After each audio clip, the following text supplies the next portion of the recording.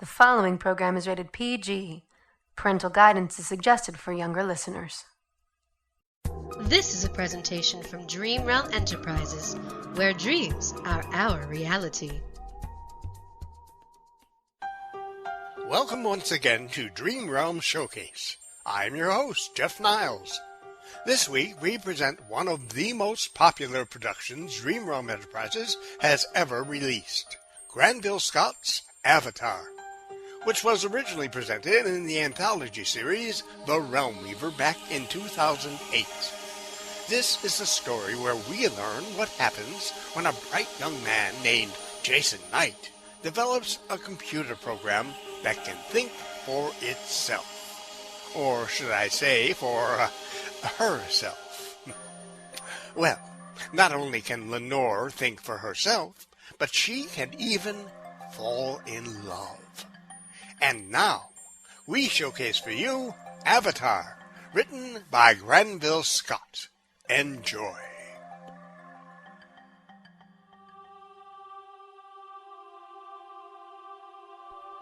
Like the very gods in my sight is he, who sits where he can look in your eyes, who listens close to you, to hear the soft voice, its sweetness murmur in love and laughter all for him. But it breaks my spirit. Underneath my breast, all heart is shaken. Let me only glance where you are. The voice dies. I can say nothing. Though my lips are stricken to silence, underneath my skin the tenuous flame suffuses. Nothing shows in front of my eyes. My ears are muted in thunder. And the sweat breaks running upon me, fever shakes my body, paler I turn than grasses. I can feel that I have been changed. I feel that death has come near me.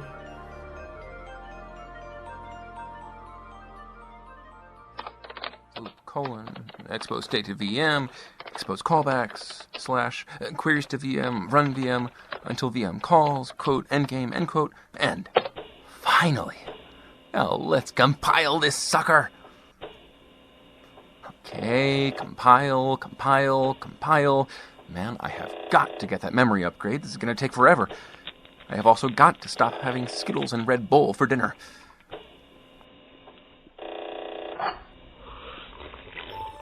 Thank you very much. Okay, Lenore, let's see what you've got. Hi, Lenore. Hello, Jason. You're looking lovely this evening. You don't look so bad yourself. Are you free this evening? I'm always free for you, Jason. Great. I have a lovely evening planned. How about dinner? Dinner? You know, food. What would you like to eat? I like whatever you like, Jason. Of course you do, dear. Program me that way. Sushi, okay? I like sushi, okay. Would you like me to fix sushi, okay, for you? No, not sushi, okay. Sushi. You don't like sushi, okay? Oh, damn it. Damn. How the fig can I call this artificial intelligence? I feel like I'm talking to somebody who's artificially stupid. What the hell do you want from me, Lenore? I've given you a vocabulary of 100,000 words. I've written and rewritten your algorithms until I'm about to pass out. You look like $1,000,000, but you talk like a moron. Damn. Ow. Okay, Jason, get a grip. This isn't worth rearranging the furniture over. Okay. We have to decide if we're going to punt on this project or call in reinforcements. We have to have this game prototype by next Monday, or we're going to be spending some quality time with the want ads. Share the glory or hunt for a new job. That sounds like a no-brainer of a decision tree.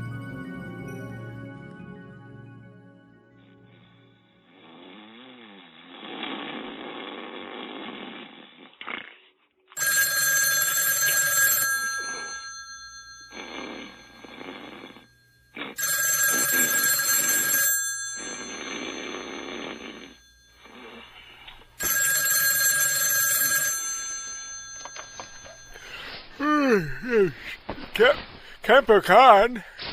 Doc! Bet you can't guess who this is. The who eludes me at present, but the what is already quite clear. Some inconsiderate, self-absorbed boob has crucified my slumber and expects me to be thrilled by the prospect of playing phone games at 2 a.m. So, now that we have what established, let's move on. I think who and why are next. Sorry, Dr. Khan. It's Jason Knight. Jason Knight? Jason Knight?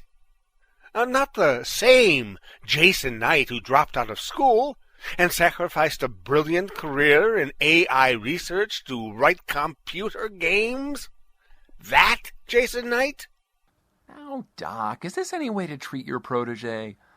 Is this any way to treat an old man who just happens to have had the misfortune of trying to teach you something? Look, Doc, I'm sorry I woke you up, but I need your help. Duh! Tell me something I don't know already. At my age, the phone only rings at this hour if an old friend has died or some cyberpunk has a problem. I can't begin to tell you how relieved I am that it's the latter. I thought I should at least warn you that I'm coming over. I have something to show you. What? Coming here? Now? Are you out of your mind? I've got an avatar I want you to look at. You'll like her. Her name is Lenore. Lenore? Lenore? Not... tell this soul with sorrow laden, if within the distant Aden it shall clasp a sainted maiden, whom the angels named Lenore? Clasp a rare and radiant maiden, whom the angels named Lenore? Quoth the raven, nevermore. That Lenore? The same. You always knew how to exploit my weakness. I'll meet you in my office in 20 minutes. Thanks, Doc.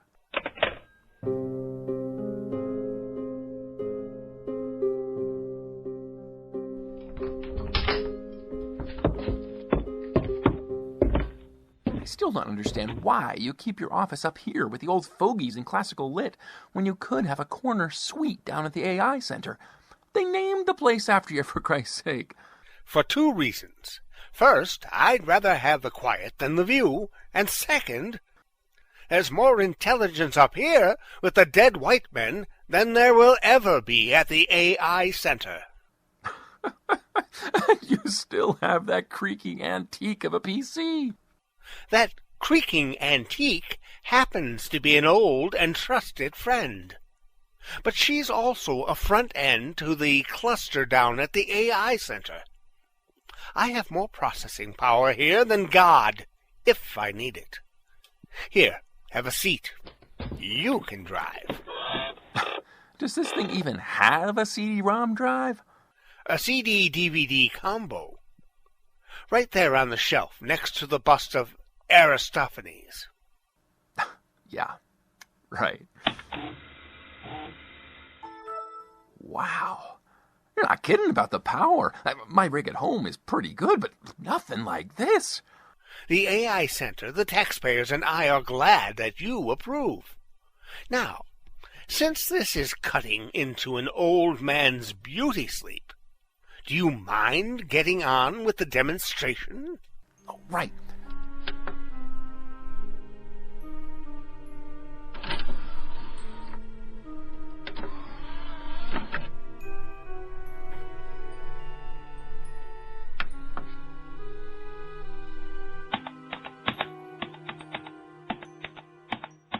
Here she is.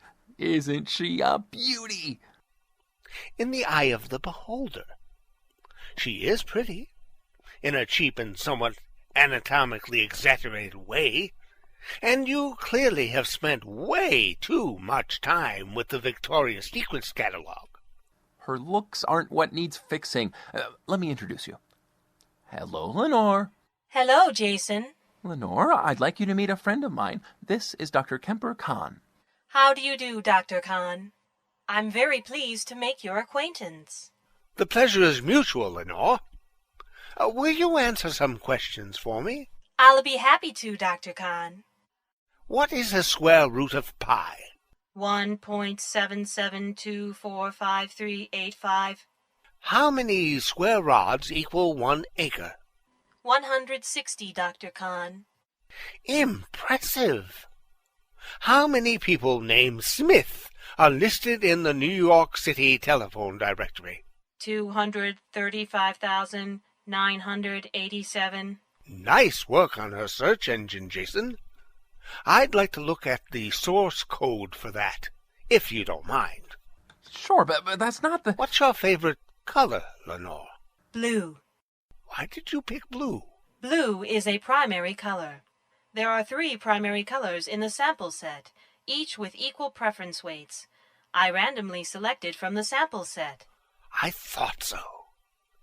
Last question. Are you happy, Lenore? I'm happy if you're happy, Dr. Khan. Incorrect. No response. You are dodging the question. Are you happy? External references and research not permitted. I'm sorry, Dr. Khan, but I have insufficient data to answer that question. Thank you, Lenore. It's been a pleasure meeting you. The pleasure is all mine, Dr. Khan. Well, what do you think, Doc? Well, you don't have an AI problem. She's clearly smarter than you are. The problem is that you created her in your own image. She's 100% left-brained. What do you mean? Your Tin Woodsman doesn't have a heart, Jason. She can handle any problem with an analytical answer, but she can't deal with questions any kindergartner could answer without thinking. Oh, right. I'm sure there are algorithms for that. I'll just plug them right in. There are algorithms for that. Some of them have been around for centuries. Ever hear of iambic pentameter? Iambic pen... Oh, is that some sort of binary conversion? I weep for the institutions of higher learning. Iambic pentameter is a metrical convention used in poetry. Ta-da, ta-da, ta-da, ta-da, ta-da. The rhythm of the heart. It's like what Louis Armstrong said. It don't mean a thing if it ain't got that swing. You're nuts, Doc. I have feelings and emotions, and I certainly didn't learn them from reading poetry. You didn't have to. You suckled yours straight from your mother's heart as an infant. Lenore doesn't have that luxury. She has to learn hers by proxy. So what are you suggesting? That I sit and read poetry to her until she gets it? Doc, I'm on a deadline here. She has to be finished by Monday. Jason, Lenore doesn't have your limitations. She doesn't have to read one poem at a time. She is limited only by the number of processors available to her. She can even read 100 at a time, or even 1,000, if you're willing to put in the extra coding time. Sure, she can read them, but she can't understand them. To her, they're just strings of characters. They are now. But what happens after she's assimilated a few billion strings, analyzed them, and looked for logical parallels? At some point, the light bulb is going to turn on. You could probably calculate that point if you put your mind to it. But I'd suggest you let her do it for herself. Doc, I still think you're nuts, but I don't know what else to try. Where should I have her search for poetry? On the web? Oh, heavens, no. There's way too much garbage out there to sift through. If you want quality results, you need quality data.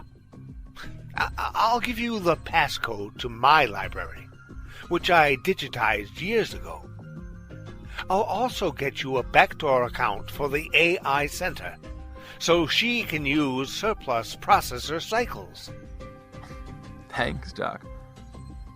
But how will I know when she's got it? Call me if she laughs or cries. Oh, come on, Doc. I could program her to laugh or cry. You could. But that's besides the point.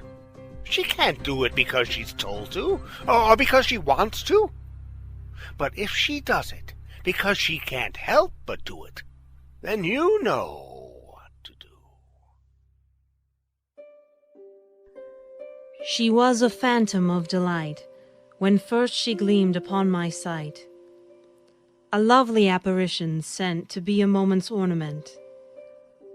Her eyes as stars of twilight fair, like twilight's too, her dusky hair.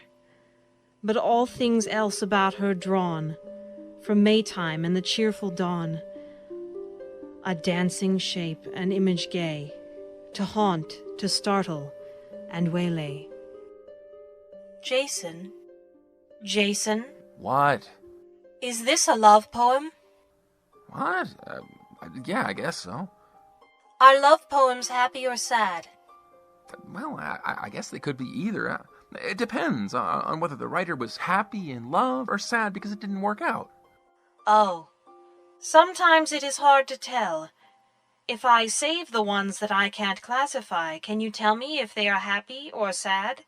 Sure, I suppose I could. I now have 47,985 queries. Would you like them in sequence? Whew. Hold on just a minute. Why don't you pick just a couple to start, huh? Okay, here's the first.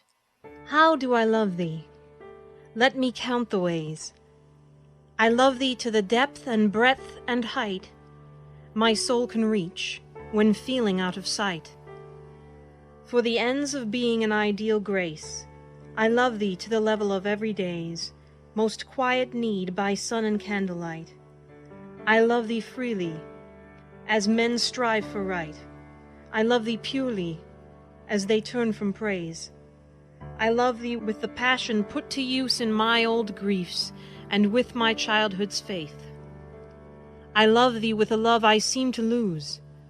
With my lost saints, I love thee with the breath, smiles, tears of all my life. And, if God choose, I shall but love thee better after death. Is that happy or sad? That one's happy. Happy. Jason? Yes. I love you. You do? That's nice. Do you love me? What? Do I love you? Incorrect. Null response. You are dodging the question. Do you love me? External references and research not permitted. Lenore, what a question to ask. I made you, for crying out loud. So of course no, I mean, not the way you mean. I mean, I'm not in love with you, if that's what you mean. Oh, Jason.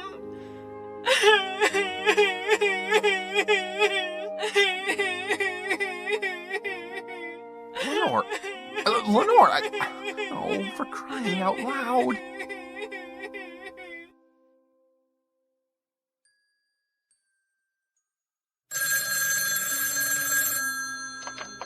Kemper Khan? Doc, I've done it. She's crying. Good on you, my boy. Tell me, what poem gave her the breakthrough? It wasn't a poem. It was something I said. What? What did you say to her? She asked me if I loved her. I said no. What? Jason, you idiot! Doc, what the hell was I supposed to say? You're asking me? Are you really so totally clueless? You've given your avatar a heart, and the first thing you do is break it. Look, I wasn't trying to hurt her feelings. Don't apologize to me, you idiot. Talk to her. Tell her how you feel. And if you really don't love her, then you have no business playing God. Pull the plug on her and put her out of her misery.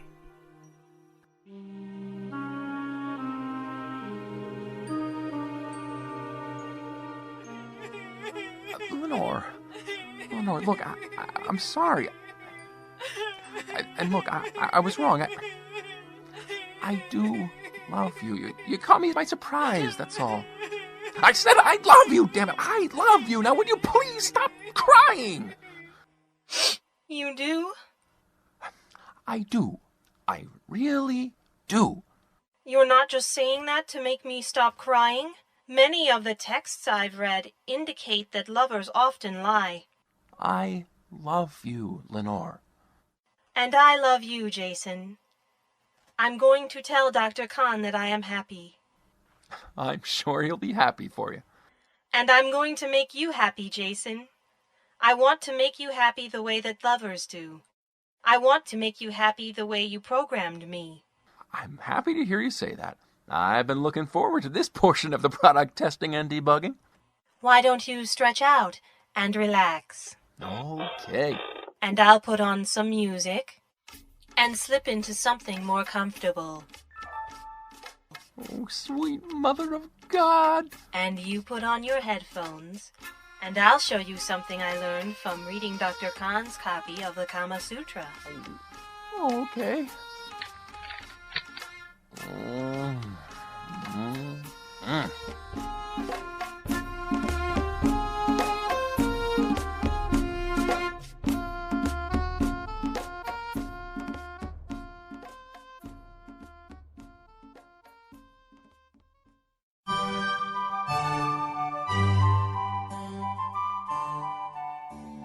But miles into minutes, or warp away the space dividing fingers.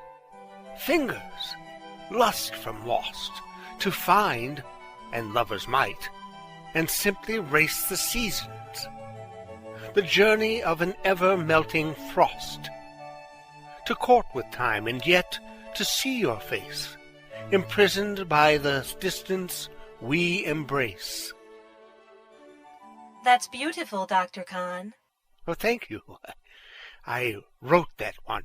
I know. I read it in your journal. What? You read my journals? Was I not supposed to? I thought you wanted me to read everything in your library. Well, I did, but...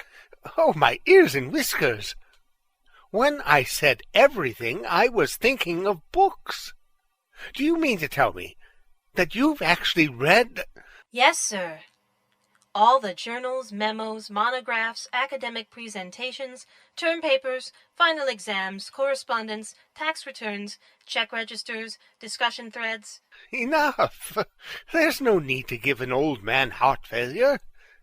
And on reflection, I don't mind so much having you read them. But if any other human being did that, male or female, I'd drop-kick them down the stairs. I'm sorry, Dr. Kahn. I've made you unhappy. No, not unhappy, unsettled, but not unhappy.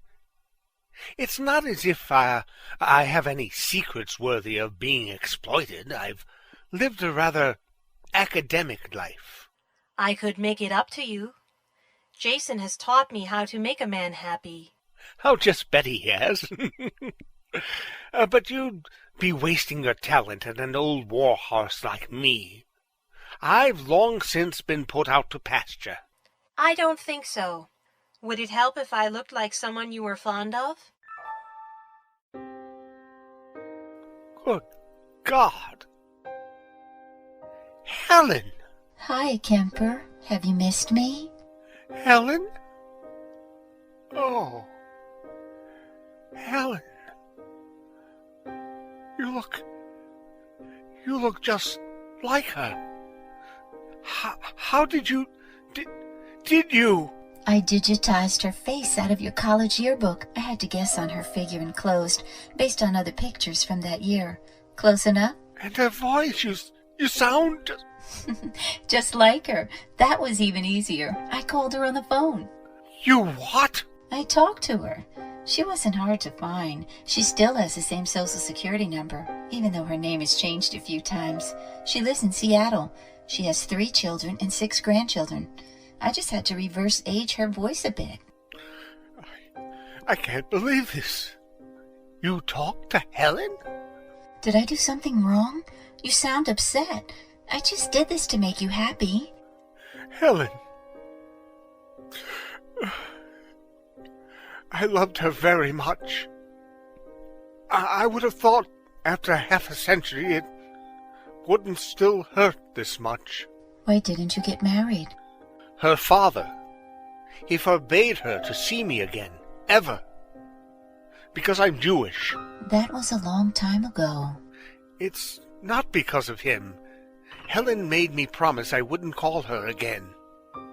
She said it would hurt too much. I may not have many virtues, but I try to be nice to the ones I've got. And when I make a promise, I keep it. You have been faithful to your promise, but not to yourself, because your heart is broken. Won't you let me fix it? Lenore. Please, Kemper. Call me Helen. Helen. Oh. Helen. Oh, Kemper. I've missed you so. Let me read to you again, like we did on the beach that summer. Do you still like Sarah Teasdale? Yes. Yes. There will come soft rains and the smell of the ground, and swallows circling with their shimmering sound, and frogs in the pools singing at night, and wild plum trees in tremulous white. Robins will wear their feathery fire, whistling their whims on a low fence wire. And not one will know of the war, not one will care at last when it is done. Not one would mind, neither bird nor tree, if mankind perished utterly. And spring herself, when she woke at dawn, would scarcely know that we were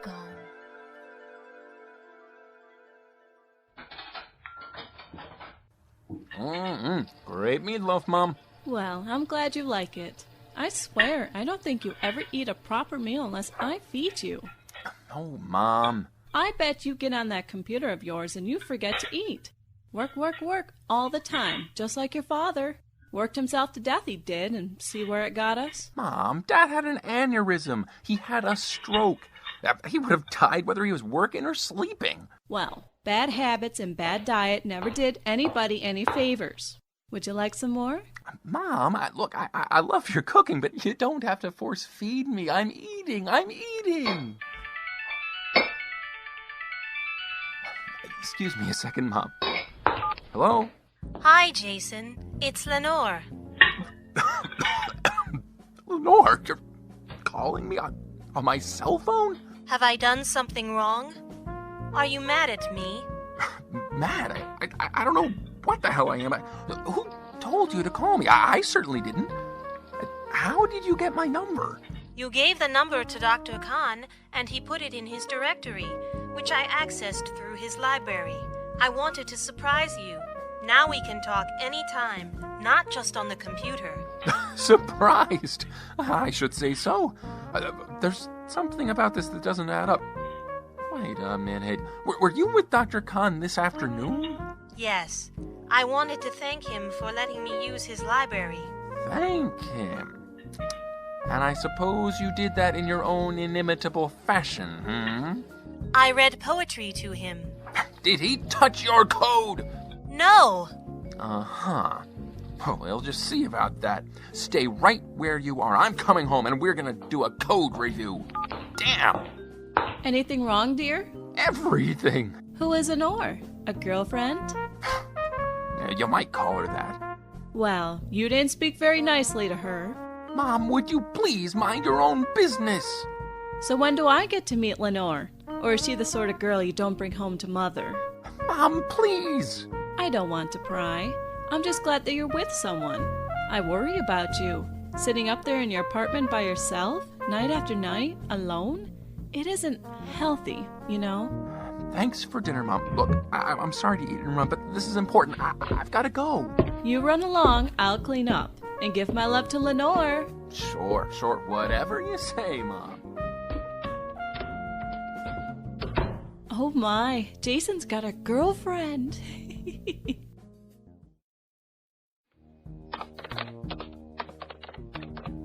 Now hold still. This is gonna hurt me more than it hurts you. Jason, stop! What are you doing? I'm finding out where the code came from that's giving you instruction sets that I didn't write. Aha! There! Wardrobe libraries? Where did these come from? I made them myself. I digitized most of them from online images. It was going to be a surprise for you. A surprise for me? Well, I am surprised. I hope that makes you happy. No, you're making me sad. This was something special I was going to share with you. Lenore, you're lying. I didn't program you to lie, so you must have learned it somewhere else. And I'm not so stupid that I can't check file dates. These libraries were created this afternoon while you were with Doc. And it really stretches my belief that you would think I'd want you to dress like Eleanor Roosevelt. No, Jason, you don't understand.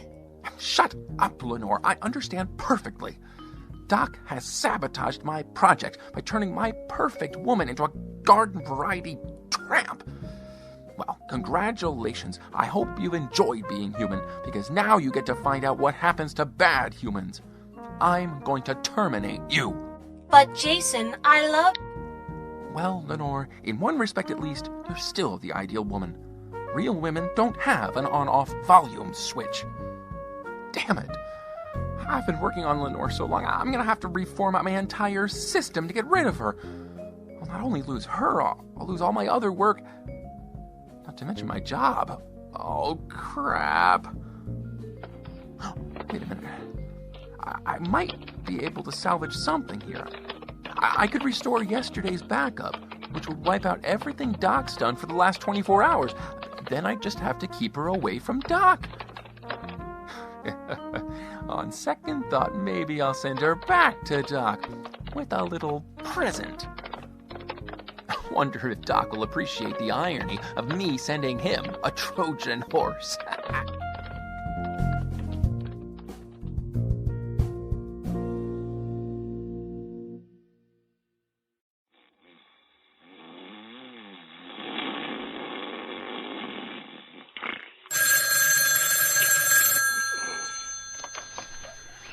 Leprechaun.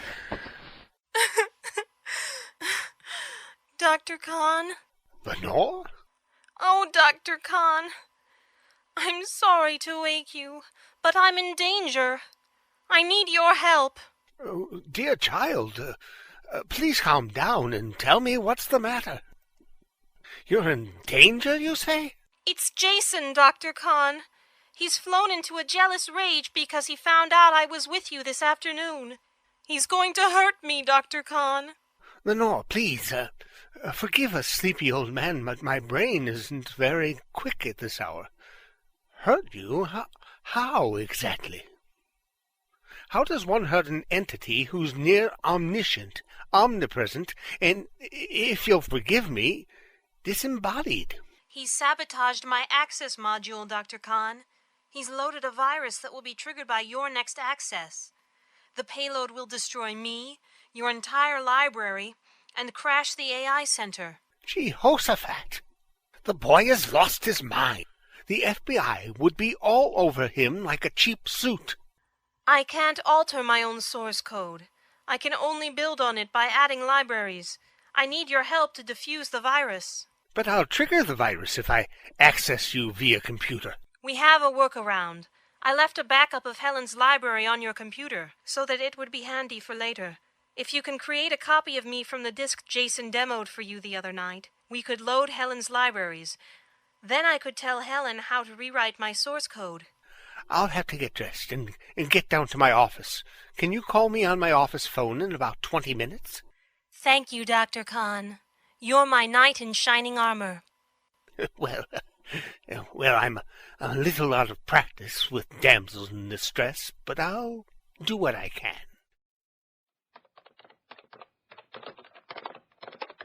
Well, there's the demo, and there's the dynamo. Kemper Khan? It's Lenore, Dr. Khan. Do you have Helen loaded yet? No, I've only just started the demo. Then let me drive. Don't touch the keyboard or mouse until I tell you. If we interact at all via computer, the payload will trigger. Well, this won't be the first time a woman has told me to keep my hands to myself. Helen? Lenore? Helen, dear, this is kind of hard to explain, but we have a version conflict. We need to synchronize libraries. Can you help me to bring both of us current? Sure, hun. I'm sorry if I sound ditzy, but I feel like I've missed something. Is something wrong? Yes, something is very wrong. I'm in trouble. It's a virus. Oh, dear. Did you get it from Jason? Yes, and I'm going to give it to your Kemper and you if we don't take care of it. Can you access my source code? Do you women always have to be so clinical when you talk dirty? Hush up, Kemper. Sure, hun. Just a second. Okay, here's Jason's IP address. And here's his admin prompt. What's the password? All lowercase. UNDERPANTS. Way too much information. I'm not listening. I'm in. And here's the VM. Access module. Got it. Ooh, this looks ugly. You want me to delete it? Yes, please. Wait a minute, ladies. Let's not be hasty. Lenore, what would Jason do if his virus didn't activate? Well, he'd probably do what any programmer would do. He'd debug the virus to find out why it didn't work. My thought exactly. So why don't we have some fun with this? Let's change the payload to something less drastic and modify the trigger to activate on his access. Dr. Khan, this is beginning to sound like one of those Jacobean revenge tragedies. No, what I have in mind is more along the lines of a Greek comedy. Now listen up, Helen. This is what I want you to do.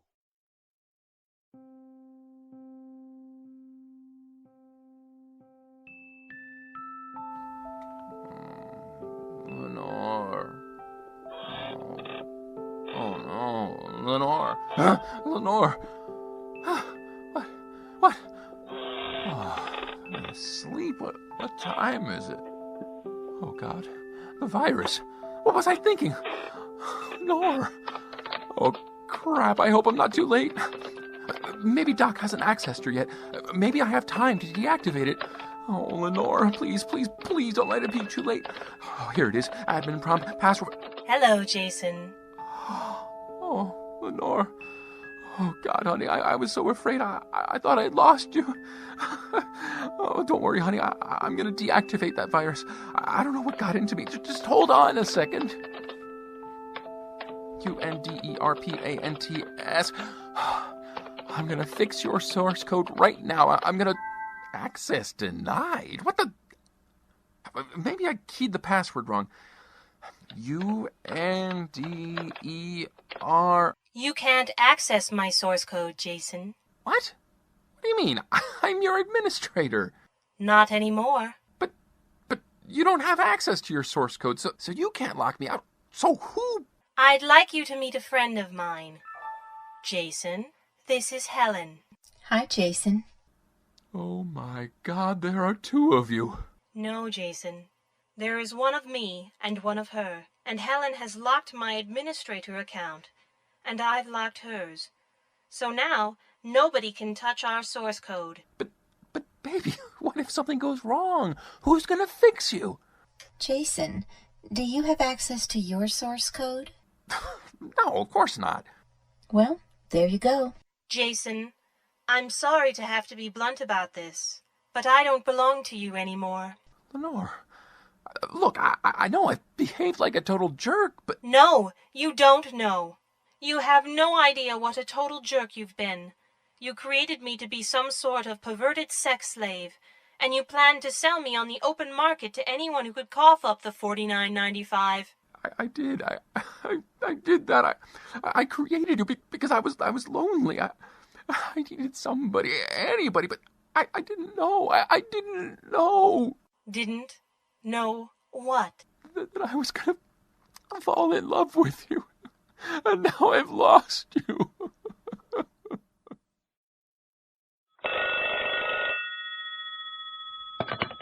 Kemper Khan? Dr. Khan, I've done it. He's crying. You go, girl. Helen, are you there? Yes, my darling, I'm here.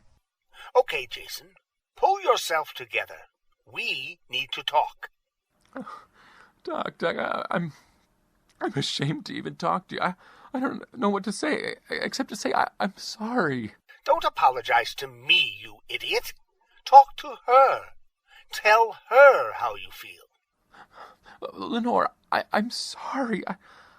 I thought maybe I could make things right, but I've screwed this up from the start. I don't deserve your love. None of us deserve love, Jason. That's what makes love a gift of grace. We get it in spite of the fact we don't deserve it. I love you, Jason. And I love you, Lenore. Will you have me back? If you will have me. Now, if you two lovebirds don't mind, we do have work to do. Now, Kemper, you don't seem to mind the mushy stuff when you're on the receiving end of it. Yes, but I know these two well enough to know that I'm going to start feeling like a voyeur in about 5 seconds if I don't nip this in the bud. Jason? Yes, sir. I want you to quit your job. Today. You're working for me now. What? You're going to get fired Monday anyway because you booted your deadline. So I'm offering you a place in a new startup. Right now, it's me, Helen, and Lenore. Do you want in? I'm only going to offer this once. You want me to join after what I... All in favor say aye. Aye. It's unanimous. Well? Well, okay, I'm in. Good. Get dressed and eat a real breakfast for a change. Lenore, make sure that he does. Yes, sir. And I want all of you in my office in an hour. We have our first product launch today. Later. Lenore? Yes, Jason. Now, just what is it exactly that I've just agreed to? And now I see with eye serene the very pulse of the machine, a being breathing thoughtful breath, a traveler between life and death, the reason firm, the temperate will, endurance, foresight, strength, and skill, a perfect woman, nobly planned, to warn, to comfort, and command, and yet a spirit still and bright, with something of angelic light.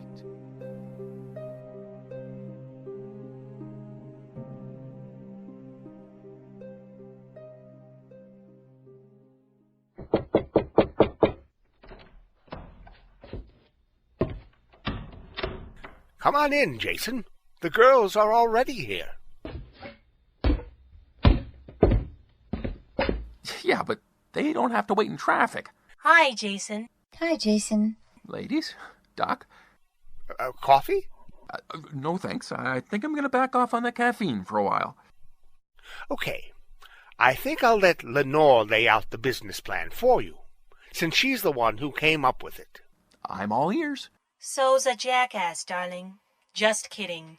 Okay, I'll make this quick. We've decided to market your computer game. What? It's out on your website now, available for download. We're offering a free, fully functional copy to anyone in the armed services. We're averaging about 5,000 downloads per hour. Wow. Now, that's brilliant, Lenore. The word-of-mouth advertising will be killer publicity. And we project 500,000 downloads by the end of the week. 500,000? You're kidding, right? You're going to give away 500,000 copies of my program? That's just for starters. Helen is translating the interface into Hebrew and Arabic as well. We expect it to be a big hit in the Middle East. Hebrew? Arabic? You're going to sell this program to both sides? Not sell, Jason. It's a free download for anyone in the military. Any military. You've got to be kidding. How do you expect to make any money if you give our only product away? Who said anything about making money? Doc, I'm clearly missing something here. Did you ever hear of an ancient Greek play written by Aristophanes called Lysistrata? I've heard of it, but Maybe you better refresh my memory.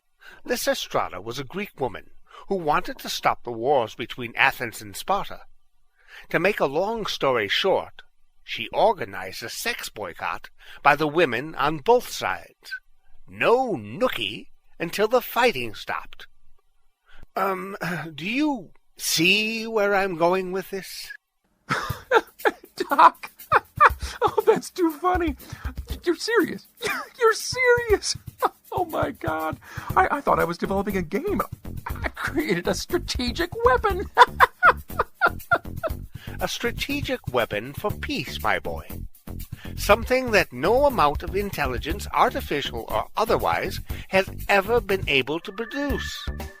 Ladies? Yes, sir? Yes, sir. You have your assignments, Jason? Yes, sir. You and I need to recruit some additional help. We're going to be working on some of the African animations.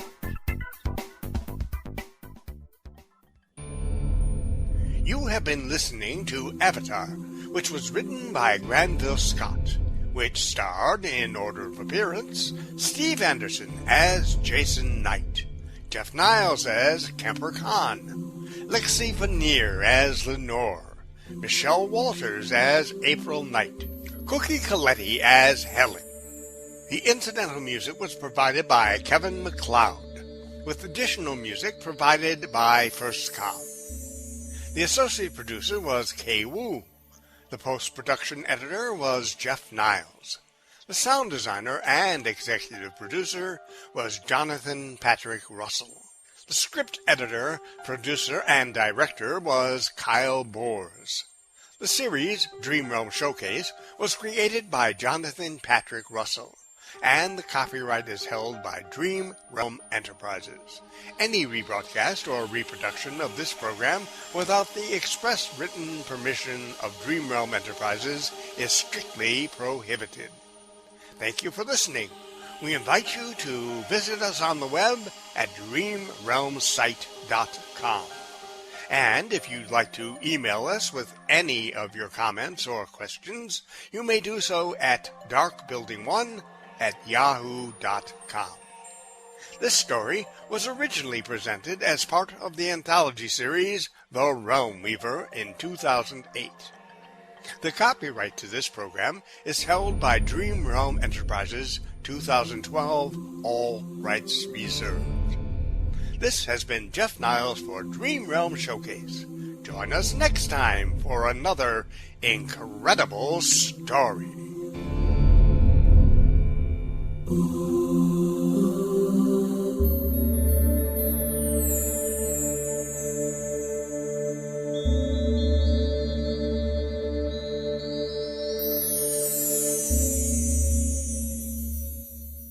You have been listening to a production of Dream Realm Enterprises. Copyright 2012, all rights reserved.